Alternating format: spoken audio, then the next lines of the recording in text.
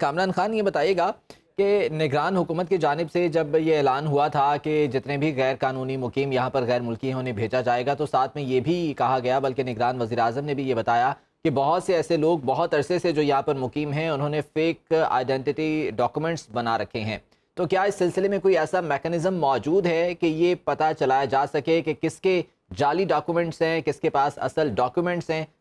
जो सॉफ्टवेयर बनाया गया है, क्या वो इसी के लिए है?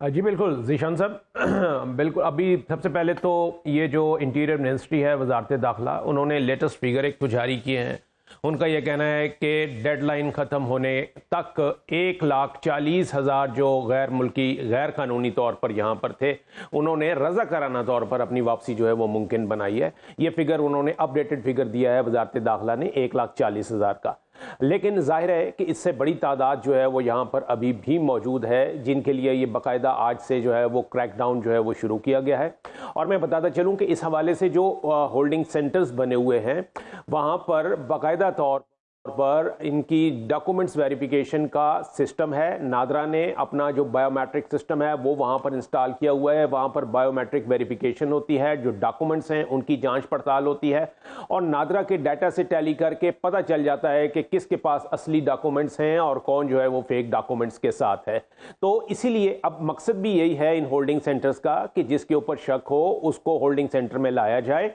और उसको उसकी न सिर्फ ये कि उसकी अपनी वेरिफिकेशन हो, बायोमेट्रिक वेरिफिकेशन, बल्कि जो उसकी दस्तावेजात हैं उनको भी काउंटर चेक किया जाए और पता चल जाएगा कि कौन जो है वो जाली दस्तावेजात के साथ यहाँ पर मुकीम है। तो ऐसे तमाम अफराद के लिए जो कि ये जाली दस्तावेजात हैं, उनकी वेरिफिकेशन जो है इन्हीं होल्डिंग सेंटर्स में होगी। यहाँ पर नादरा की टीम जो है वो मौजूद है। इसके अलावा यहाँ पर आप जो है वो इनको जो मैं बताता चलूँ कि होल्डिंग सेंटर में बहुत ही एक जो है ना वो सहूलियात से भरा निज़ाम जो है वो वहाँ पर इंस्टॉल किया गया है। अगरचे ये आर्जी कैंप हैं और इनका मकसद ये है कि यहाँ पर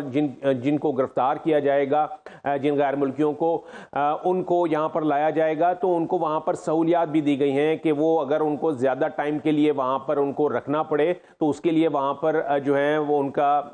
रात गुजारने के इंतज़ामात हैं। वहाँ पर प्रॉपर वेटिंग एरियाज़ बने हुए हैं, बैठने का इंतज़ाम है। वहाँ पर मेडिकल टीम्स जो हैं वो रखी गई हैं, यानी फर्स्ट एड जो है वहाँ पर उनको देने के लिए वो सहूलियात जो हैं वो मौजूद हैं। यहाँ तक कि पोलियो वैक्सीनेशन के लिए जो 5 साल से कम बच्चे होंगे, शीरख्वार बच्चे, उनके लिए पोलियो के कतरे पिलाने का इंतज़ाम जो है वो भी इन मराकज़ में किया गया है। तो सहूलियात तो यहाँ पर दी गई हैं, लेकिन इसका मकसद यही है कि उनको जिसको भी लेकर आया जाए उनको एक बाइज्जत तरीके से उनको उनकी वापसी जो है वो मुमकिन बनाई जाए, और जो इसमें जो सही साबित होगा, यानी जिसकी वेरिफिकेशन जो है वो ठीक होगी और जिसके डॉक्यूमेंट्स जो हैं वो सही वेरीफाई होंगे। कामरान खान, ये बताइएगा कि अब ये कहा गया है कि पासपोर्ट और वीज़े की शर्त जो है वो लागू होगी, जिसके पास वीज़ा होगा वही पाकिस्तान आ पाएगा। क्या इसके लिए जो है वो बॉर्डर पर जो बॉर्डर एरियाज़ हैं, जो एंट्रेंस है, क्या वहाँ पर इस बारे में कोई खुसूसी इक़दाम किए जाएंगे, वहाँ पर ये ऑफिस कायम किए जाएंगे, या ये तमाम तर जो है वो इस्लामाबाद से ही कंट्रोल होगा?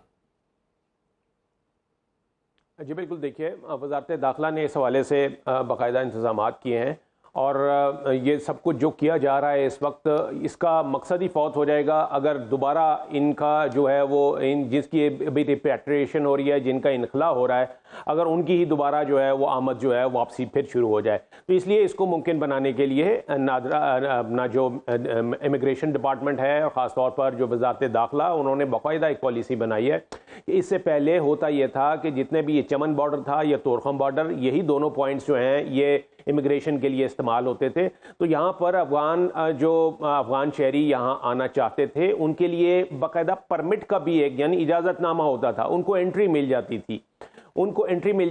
और कुछ दस्तावेज़ात की वजह से उनको जो है वो बग़ैर वीज़े के भी यहाँ पर एंट्री वीज़ा जो है यानी इजाज़तनामा जो है वो उनको मिल जाया करता था। तो अब इस वजह से, इस नरम पॉलिसी की वजह से हुआ यह था कि एक वो पूरा एक मॉस वो हो गया था, यहाँ पर बहुत बड़ी तादाद जो है वो यहाँ पर आ गई थी, जिसके नताइज जब सामने आए तो उसके लिए फिर ये वाला मामला जो है वो करना पड़ा कि इन तमाम जो गैर कानूनी तौर पर यहाँ हैं मुकीम लोग, उनको वापस भेजा जाए, क्योंकि वो परमिट जो था वो भी एक लिमिटेड टाइम के लिए हुआ करता था और देखा यह गया कि उस परमिट की मुद्दत खत्म होने के बाद भी लोग फिर वापस नहीं जाते थे, ना ही उस परमिट को रिन्यू करवाते थे और ना ही कोई बाकायदा वीज़ा जो है उसके उसूल के लिए कोई दरख्वास्त दी जाती थी। तो ये इस किस्म के मामला आ रहे थे और उसमें यह भी हो रहा था, बाकायदा आदाद शुमार बताते हैं कि इनमें से अक्सर जो है वो दहशतगर्दी में जो है मुलव्वस पाए गए कुछ इस तरह की गैर कानूनी जो हैं वो गैर मुल्की अफराद, जिसकी वजह से ये सख्त फैसला जो है वो किया गया और ये बहुत अरसे से पेंडिंग था, जिसका कि अब इसको एक मुनज़्ज़म अंदाज में इसको जो है वो काबिल अमल बनाया जा रहा है और इस पर अमल किया जा रहा है कि जितने भी कामरान मुख्तसरन मुझे ये बताइएगा कि बहुत से ऐसे केसेस भी हैं जहां पर अफगानी रहते तो अपने मुल्क में है, लेकिन वो अपने कारोबार के सिलसिले में, काम के सिलसिले में पाकिस्तान आना जाना बॉर्डर के तरफ उनका लगा रहता था। क्या उनके सिलसिले में कोई खास पॉलिसी वज़ा की गई है? जी देखिए, ये बात तो तय है कि अब वो आर्जी परमिट मिला करता था, अब उसका इजरा जो है वो फौरी तौर पर बंद कर दिया गया है। यानी ये जो पहले बॉर्डर के ऊपर पहुंच कर ये आपको एंट्री मिल जाया करती थी, वो कतई तौर पर उसका इजरा जो है वो बंद कर दिया गया है। अब बाकायदा तौर पर एम्बेसी से जो तरीकाकार होता है कि आपको वीज़ा जारी किया जाएगा, जिस मकसद के लिए आप आना चाहेंगे, इजाज़त होगी तो वो वीज़ा मिलेगा और फिर ही उसी वीज़े की बुनियाद पे आपकी आमदोरफ्त जो है वो हो सकेगी, इमिग्रेशन हो सकेगी। इसके अलावा जो आर्जी तरीकाकार थे और जो आर्जी इन्होंने पॉलिसी बनाई हुई थी इन अफगानियों को, अफगान शहरियों को अकोमोडेट करने की, वो उसके ऊपर फौरी तौर पर उसका इजरा जो है वो रोक दिया गया है। अब खबर आपकी दस्तरस में, हर वक्त बर वक्त। अभी सुनो न्यूज़ के YouTube चैनल को सब्सक्राइब कीजिए, बेल आइकॉन पर क्लिक कीजिए और बाखबर रहिए मुल्की और बैनुल अक़वामी हालात से यकीन के साथ।